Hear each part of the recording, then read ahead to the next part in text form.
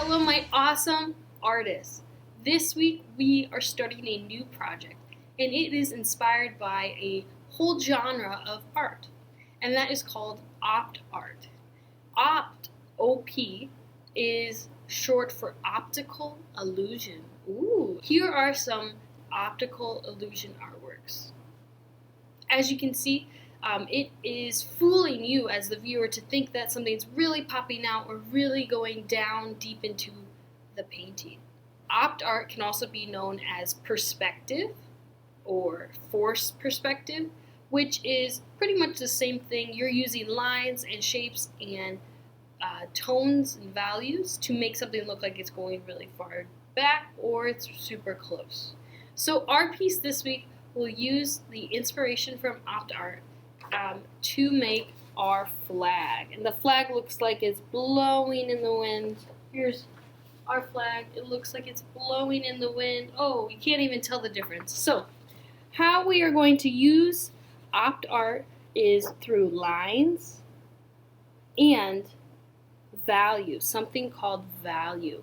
And value is when something can go from white to black and all those shades of gray in between. That's value. But you could do the same thing with red. So you have the darkest red all the way to the lightest red. So we are going to practice value and lines to make our optical illusion American flag. If you like and you don't want to do an American flag with these colors, you can make your own flag, but your flag does need stripes. But I don't care what colors you use.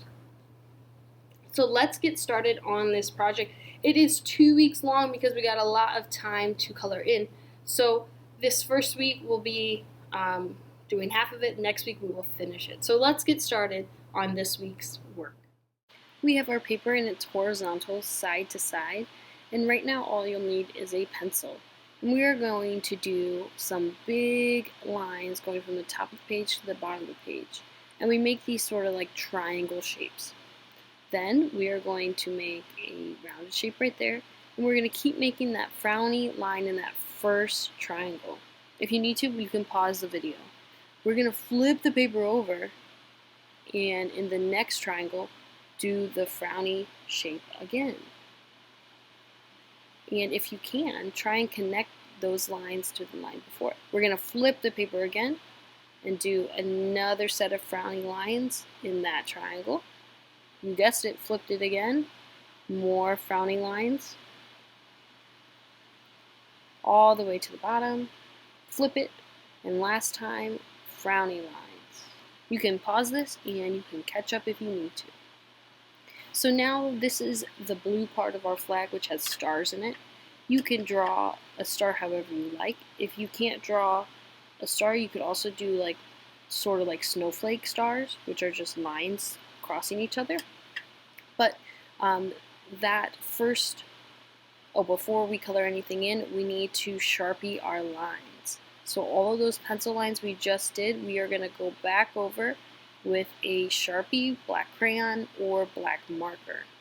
Use whatever black marker you have, or crayon or colored pencil, but every single last line. And once we have those Sharpie lines drawn in, then we can begin to color in. And this first big square with the stars will be blue, or you can make it whatever color you want, but for an American flag it is blue.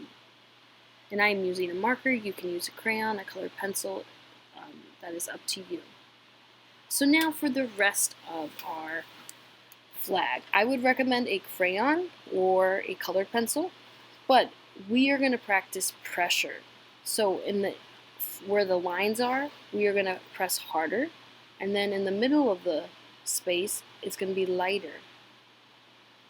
And that is with pressure. So you're going to press harder to make it darker, or press lighter to make it lighter.